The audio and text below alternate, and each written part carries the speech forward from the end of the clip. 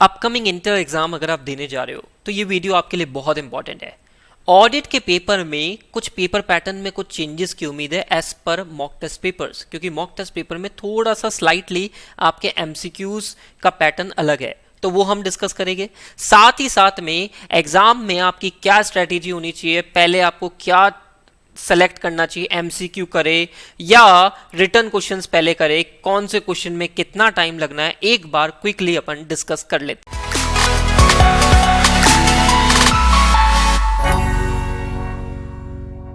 तो देखो, पहले तो एक बार एक्सपेक्टेड पेपर पैटर्न की बात कर लेते हैं। ऑडिट में 3 केस स्टडी जैसे कि आती है एमसीक्यू में, बट इस बार उम्मीद क्या लग रही है, आपको तीनों केस स्टडी टोटल 8-8 नंबर की मिलेगी एज पर mock test papers. 4-4 question 2-2 number के, और साथ ही 3 जनरल क्वेश्चन 6 नंबर के, जो कि 30 मार्क्स की आपकी वेटेज हो जाती है। चेंज बस इतना सा है कि आपको यहां पे जो एमसीक्यू होंगे वो 4 क्वेश्चन मिलेंगे 2 नंबर के, 8-8 नंबर, 3 केस स्टडी, और 3 आपको जनरल क्वेश्चंस मिलेंगे। अच्छा, एमसीक्यू थोड़े से ट्रिकी आ रहे हैं, एमटीपीज में भी अच्छा खासा लेवल एमसीक्यूज का है, तो एमसीक्यू को आपको थोड़ा सा टाइट अच्छी अप्रोच से करना पड़ेगा। देन थियोरी की बात करें तो थियोरी में सिंपल सा है, क्वेश्चन नंबर 1 आपका कंपलसरी है, question number 2 to question number 6 5 question होते हैं जिनमें से आपको 4 अटेम्प्ट करने हैं। ठीक है, ईच क्वेश्चन कैरीज 14 मार्क्स, तो टोटल मिला के 6 में से जैसे एक क्वेश्चन कंपलसरी हो गया, बाकी के 4 क्वेश्चन हो गए, तो 70 मार्क्स हो गए, 100 मार्क्स की ये डिटेलिंग हो गई। ठीक है, ये सब आपको बेसिक आइडिया है। अब बात करते केस स्टडी की। सबसे ज्यादा बच्चा डरा हुआ है केस स्टडी में, क्यों? क्योंकि केस स्टडी क्वेश्चंस आने लग गए। तो क्वेश्चंस केस स्टडी होते नहीं है, वो आपको डराया जाता है। डरो मत, देखो मैं आपको दिखाता हूँ केस स्टडी के क्वेश्चंस, आपको दिखाता हूँ कितने सारे केस स्टडीज के क्वेश्चंस अपन डिस्कस करेंगे। लेट्स से ये पिछले मई 2024 का क्वेश्चन है। मैं आपको है ना दिखाता हूँ कि केस स्टडी में आपको पढ़ना क्या है। आपको सबसे पहले लास्ट लाइन पढ़नी है। जैसे देखो, list down the factors giving rise to the inherent limitation due to which auditor can not provide a guarantee. पता पड़ रहा है भाई, इनहेरेंट लिमिटेशन का कुछ क्वेश्चन पूछा गया है।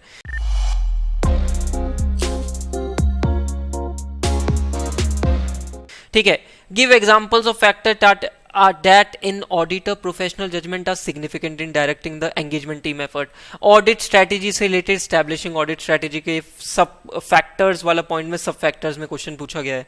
ठीक है, और देखते हैं। ये तो डायरेक्ट क्वेश्चन है, इसमें तो क्या ही बात करूं मैं। देन लास्ट इंपॉर्टेंट क्या है, लास्ट लाइन पहले पढ़ो। Guide the auditor and management, मतलब आपको यहाँ पे कुछ ऑडिटर और मैनेजमेंट दोनों को गाइड करना है। What are the circumstances where manual elements in internal control में be more suitable. Direct question. अब मुझे बताओ, क्या केस स्टडी का हवा बना रखा है तुम लोगों ने। देखो, केस स्टडी की सिंपल से अप्रोच है, आप पहले लास्ट लाइन पढ़ो, लास्ट की 2-3 लाइन पढ़ो, और उसके बाद में 2-3 लाइन से आपको क्या आइडिया हो जाता है ये केस स्टडी किससे रिलेटेड पूछी गई है। उसके बाद में पूरी की पूरी केस स्टडी को एक बार रीड कर लो। इस तरीके से आपको केस स्टडी अप्रोच करनी है, ना कि सीधे you are appointed as a auditor. अगर आप ऐसे पढ़ने लग गए तो एग्जाम में आप अननेसेसरी टाइम वेस्ट करोगे और केस स्टडी के क्वेश्चन को पिक भी नहीं कर पाओगे। First thing.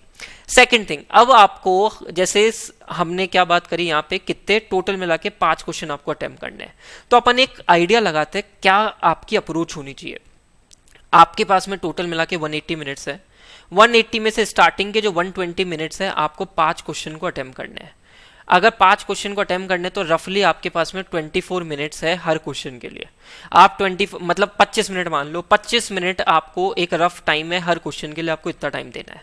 ठीक है, उसके बाद में आपको केस स्टडी पे जंप करना है, चाहे आपका पेपर होए या नहीं होए, क्योंकि 2 घंटे आपके ओवर हो जाते हैं। आपको 45 मिनट लगेंगे, कम से कम 45 मिनट लगेंगे सारी केस स्टडीज करने में, क्योंकि देखो केस स्टडीज है, 30 मार्क्स है, ट्रिकी है, आराम से पढ़ के करोगे, टाइम लगेगा, 45 मिनट आपको लगेंगे। एक केस स्टडी में 12 मिनट का भी एवरेज लो और बाकी के 3 जनरल केस स्टडी, तो आपके 40-45 मिनट हो जाते हैं। इस तरीके से आपको अप्रोच करनी है, फर्स्ट थिंग।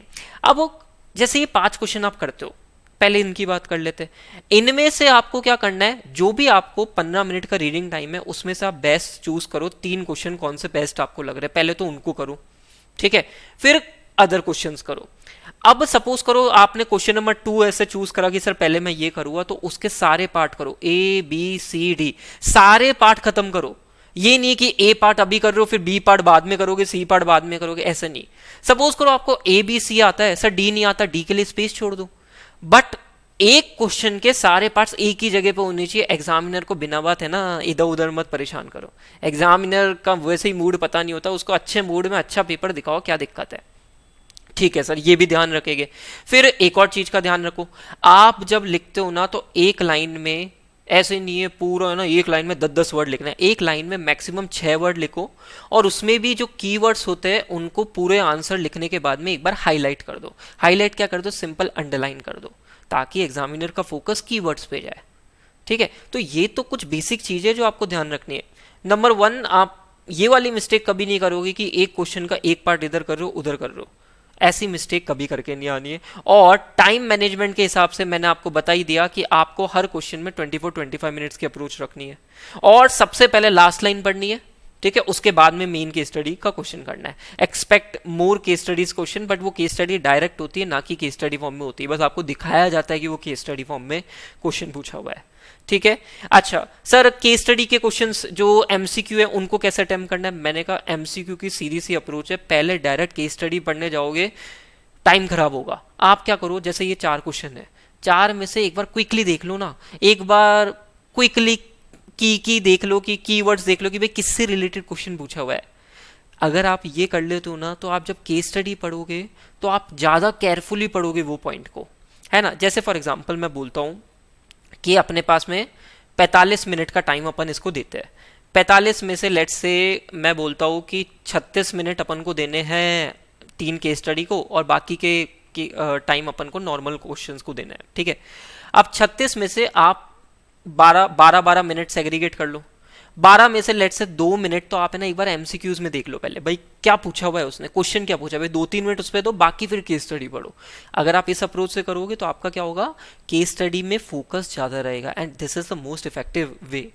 यही बेस्ट इफेक्टिव वे है।